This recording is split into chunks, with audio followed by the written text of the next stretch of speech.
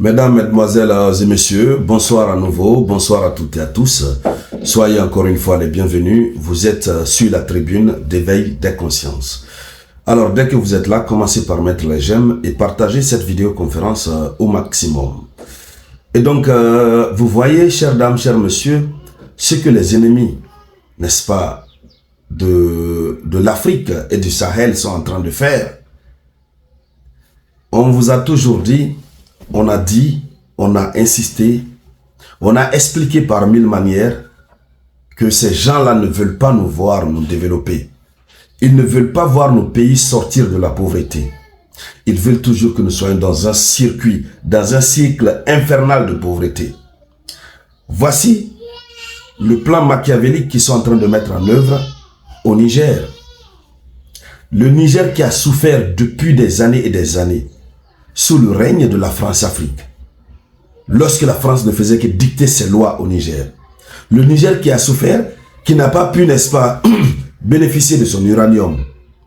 Aujourd'hui, le Niger commence à exploiter son pétrole. Le Niger commence l'exploitation de son pétrole. Il passe par le voisin du Niger, le Bénin, le président Patrice Talon, qui met les bâtons dans les roues, n'est-ce pas, du Niger, jusqu'à ce que le Niger décide de fermer ses robinets d'exportation, n'est-ce pas, de son pétrole brut. Or, nous le savons tous, que l'exportation de ce pétrole a entraîné le passage de la production intérieure brute, le PIB, de 4% à 10%. Donc, une augmentation, n'est-ce pas, inestimable de 6%. Tout ça là, ça fait mal à ces Occinini. Ça leur fait très mal, notamment la France. Voici, ils ont organisé le sabotage des pipelines. Les canaux, les oléoducs, les tuyaux qui drainent, n'est-ce pas, le pétrole vers le port de Cotonou. Ils ont commencé à détruire, n'est-ce pas, ces oléoducs. Vous avez, ce sont des oléoducs qui coûtent très cher, qui coûtent excessivement cher, dont la construction prend énormément de temps. Et d'abord, une seule journée, chômée, sans exploiter l'oléoduc, on sait combien de fois ça fait des pertes en termes de recettes sur, n'est-ce pas, l'économie nigérienne. Ce sont ces oléoducs contre ces oléoducs qui se sont levés. Ils ont d'abord tenté de former des rebelles, tenté de former des groupes de terreau pour venir saboter. Il y a eu une première fois, une deuxième fois. Cela ne les suffit pas. La troisième fois vient de se passer dans la nuit du samedi à dimanche. Et laissez-moi vous donner l'information officielle. C'est simplement décevant. C'est simplement décevant.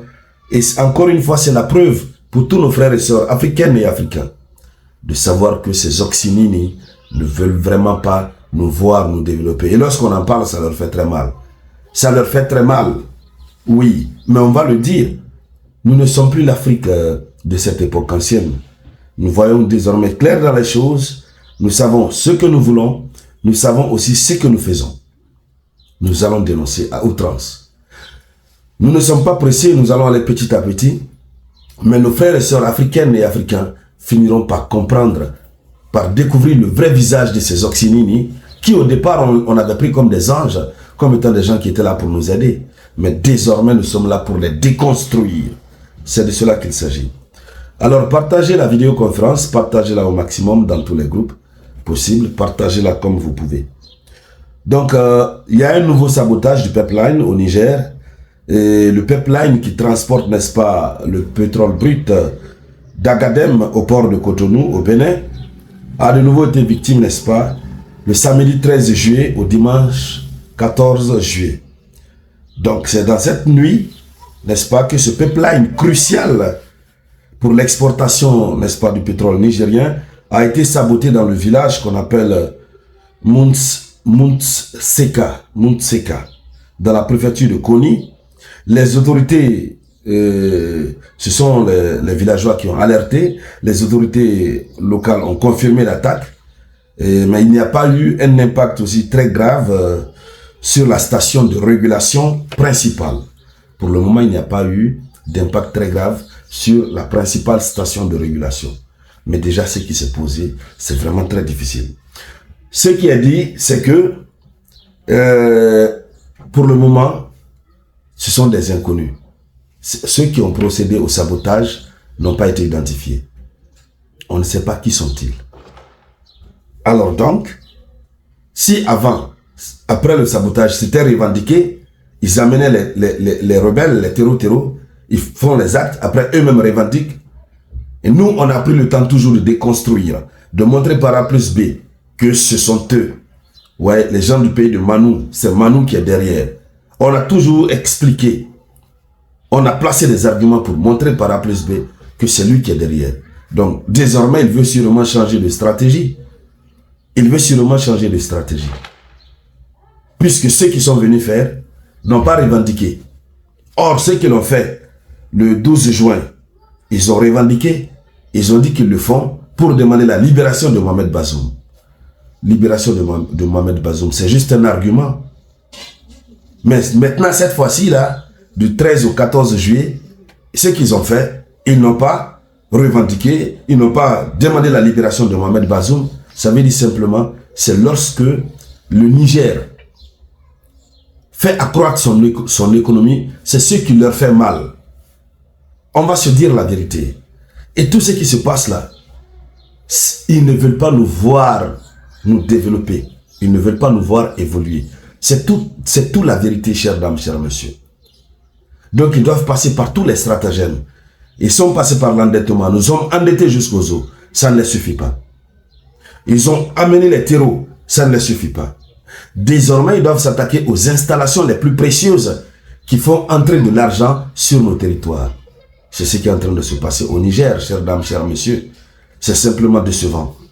Et c'est encore plus décevant de voir certains de nos frères, de nos sœurs et frères africaines et africains, qui n'arrivent jusque-là pas à comprendre le modus operandi, le modèle opératoire, n'est-ce pas, le mode d'opération de la France-Afrique. Il faut ouvrir les yeux. Il faut comprendre que ces gens ne veulent pas du tout de notre développement. Nous sommes à une phase de la décolonisation définitive. Nous avons pris notre envol. Nous avons pris notre chemin avec, pour référence, les États du Sahel. L'Alliance des États du Sahel, qui est désormais devenue la Confédération des États du Sahel. Il nous faut redoubler de l'effort. Accompagnons ensemble les États du Sahel. Il n'est pas dit forcément que vous devez être sur le territoire de l'AES pour soutenir l'AES. Moi, par exemple, mon pays ne fait pas partie de l'AES, mais je fais partie de l'AES en corps et en esprit. C'est comme cela que tout le monde devra être. Mesdames, Mesdemoiselles et Messieurs, encore une fois, je vous demande de partager cette vidéoconférence au maximum. Partagez-la tant que vous pouvez. De mon côté, je vous reviens tout à l'heure avec de nouvelles actualités. C'était la voix de votre unique samouraï.